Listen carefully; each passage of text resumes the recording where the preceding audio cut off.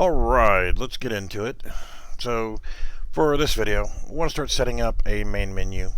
The previous video was the save game video, where as you can see, character, you can walk over, I've got a red, and if you walk in front of them, you turn red, and when you come back in to start playing again, it remembered and saved that to your save game. Got a white, blue, and it works. So if you want to learn how to do that, you can head back to that and go there. Well, the first step in actually setting up a main menu for your game or your project is to, well, I like to start with a new map.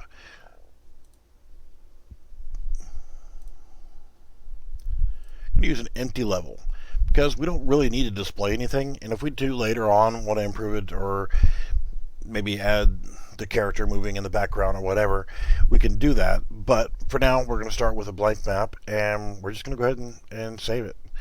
There's no changes to it, so hitting save all is not going to do it. Oh no. So how do we do it? We can do save current. And we want to go to our maps folder, and we're going to call this our main menu map. Really creative name, huh?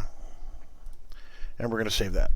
So we want to make sure that this comes up when we first start going into it. So we're going to go to our project settings.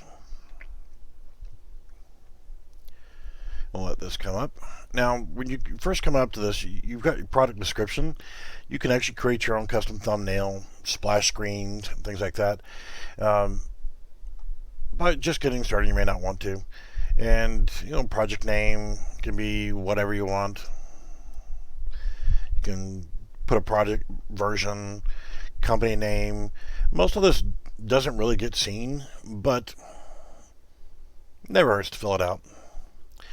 So if you go to a couple different things, we're going to skip packaging for right now, but we're going to go to maps and modes, and the editor startup map, we're going to go ahead and set this to main menu map, and game default map, we're going to go ahead and set that to main menu map. So what's going to happen is, now you don't have to do the first one, but you definitely want to do this one right here for game default map, so that when you first go in, you're going to immediately go right into your main menu. Now you can do transition maps and server default map, but I very rarely use that, and you can just close that. Now when you're actually setting it up, you're going to need to create this as a widget. So I'm just going to go into my modes folder, and I'm going to create a new folder called widgets, lack of a better name. And we can just go ahead and go to user interface and widget blueprint. And we're going to go ahead and call this our main menu underscore W, so we know that it's our main menu widget. Now, I'm not going to get overly complex into styling and so forth. We just want to get started with a basic functional menu.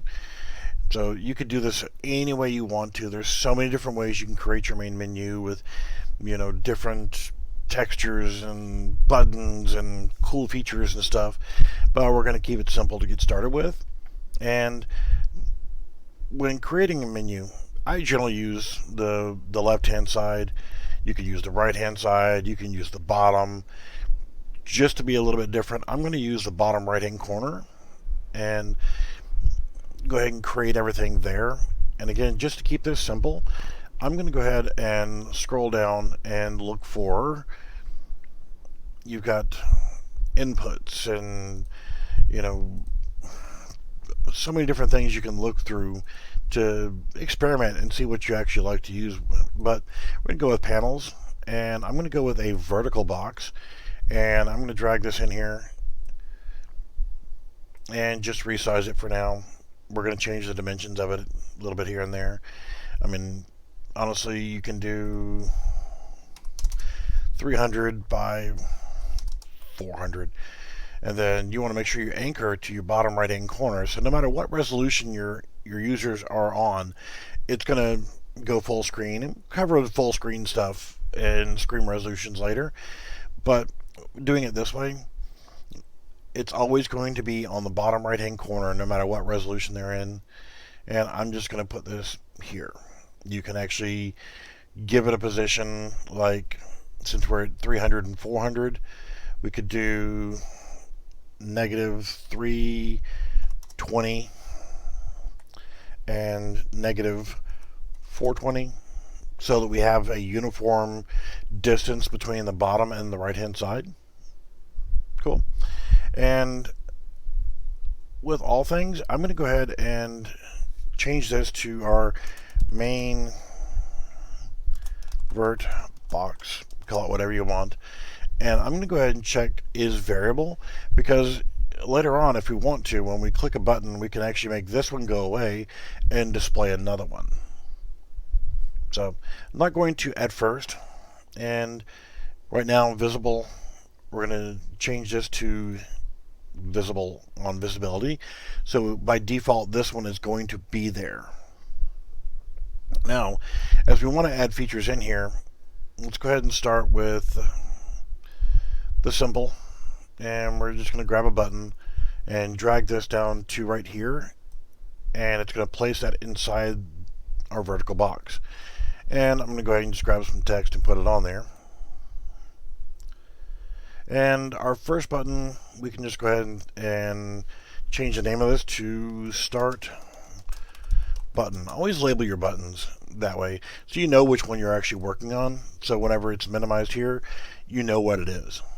So we can just call this Play Game, and it'll change the text here. Now you can go through all kind of settings and create padding and so forth, or if you just want to be like me and weird and so forth, you can actually put in a primitive, which is a spacer. You got circular throbber, you got all kind of stuff right here, regular throbber. I'm just going to grab that and throw that directly into the main vert box. And that spacer, I can actually change the dimensions from its left and right, or its top to bottom, and create a uniform space. And you can just copy this and paste it wherever you need to, now that you've already got it that way. So I'm just going to grab a few more buttons, and we'll add functionality to it a little bit here and there. So let's just go ahead and grab another button, main vert box, and grab text for it. I'm not going to put anything in there just yet, so we can actually grab here through here, and we can copy that and go back to our main vert box and paste.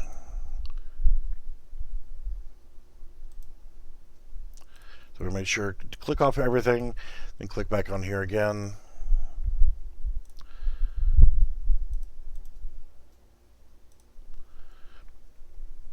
Now, you can actually take these spacers and increase the space on them. You can remove the gaps you have down here for buttons you're not using, things of that nature. So many different ways you can actually style this. But we could just say this is the settings button.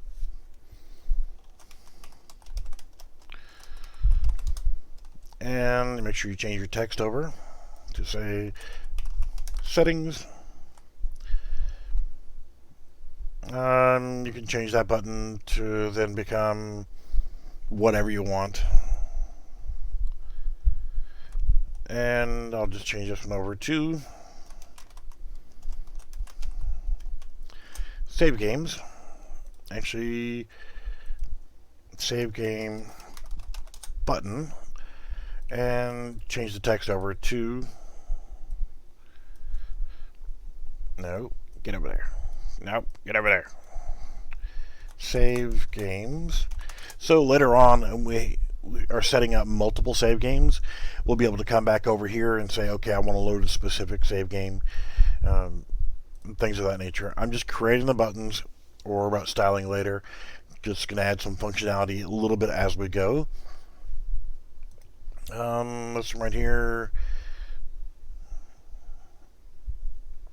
Well, I don't know what I'm going to put in these, so we'll just do this and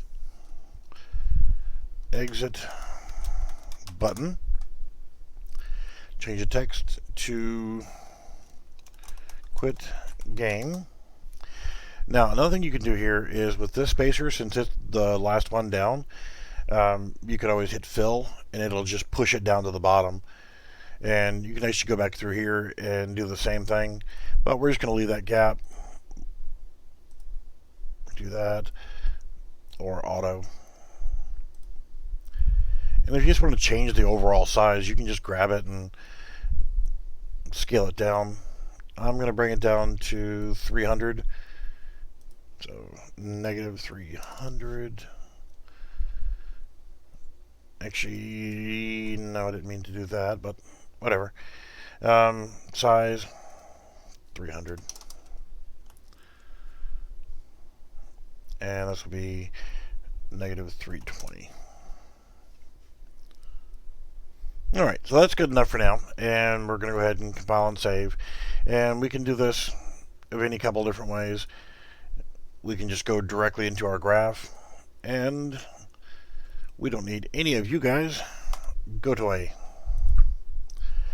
Now we have our buttons here. Our start button, well, first off, we need to know what map we're going to go into next. If we're just going to, when we hit the play game, we want to go to our first map. And all I really have is a test map here. So what I'm going to do is hit F2, Control C, so I can copy the name of my test map. So now when I go in here, I click on Start button, unclicked. So when I click the Start button, I want to open level and paste. If this is multiplayer, then inside the options, unless you're doing a dedicated server, just type in listen right there. I'm going to put it in there. It's not going to matter right now, but it's there. So that's going to take care of our functionality of just a regular start button. Boom, start. It goes into the first level, then you can do whatever with your game. Alright, so what was our next button in line, which would be settings. We don't have anything, but I'm going to go ahead and unclicked so we have a location for it. Our next one was save games and then quit. Save game, unclicked. Exit button, unclicked. Now this is going to be another one that's really, really simple. You drag out from here, quit game, and it will exit, close the program, and off you go. Okay, so let's actually make this work. Now, I'm going to mention about the game modes earlier, but we do kind of want to have a game mode. So what I'm going to do is come over here to my modes, and I'm going to go ahead and go to Blueprint, and if you don't see all these other options here underneath all classes, click on Object, and then we're going to do Game Mode. We're going to select Game Mode by itself and select, we're going to call this our main menu, GM for Game Mode. We're going to go into it, and we got all kind of different stuff in here. You know what, if we actually close it and then come back in, it's going to show a partial. So what we need to do now is just change our default pawn to none. Let me just compile and save. Because we can also come back over here for our main menu map and select our new game mode override to be our main menu game mode. And we can see we've got default pawn class is none. Everything else should be fine. Hit save all, save selected. Let's go into our blueprint for our level. And under event begin play, if you've got anything else in here, delete it. You don't need it. We're going to create a widget. The class is going to be our main menu widget. And owning player, get player controller. From here we need to add to viewport. And to ensure that we have the correct mouse cursor and everything else going, let's go ahead and drag from Get Player Controller and set input to UI only. And it's going to ask for a widget reference of where we're going to focus. So we drag from our main menu widget to here, grab from our player controller, and set show mouse cursor. Check that. This is why I also have in the player character the reverse of this, setting into game mode only and hiding the mouse cursor. So that's going to actually bring it up to us and make sure that we have our mouse cursor. So what happens when we hit play? We have a mouse cursor. Settings and save game do not work. Quit game does. And play game will go directly in here. So now if we go back over here and change our player to red, we don't have an escape menu yet, but we'll do that here in another video. So now if we go back into play and play game, we have our red character. So we're going to do that. And there we go. Alright, well, thank everybody for watching. And if you want to see future videos, make sure you show some support by coming to my Discord channel, asking questions. You're more than welcome to hit that PayPal button and send me some tips or donations. Go to Striver Craft Coffee. Buy some coffee for yourself. Buy it for me. Make sure you support the channel, because you guys, if you want to see more videos,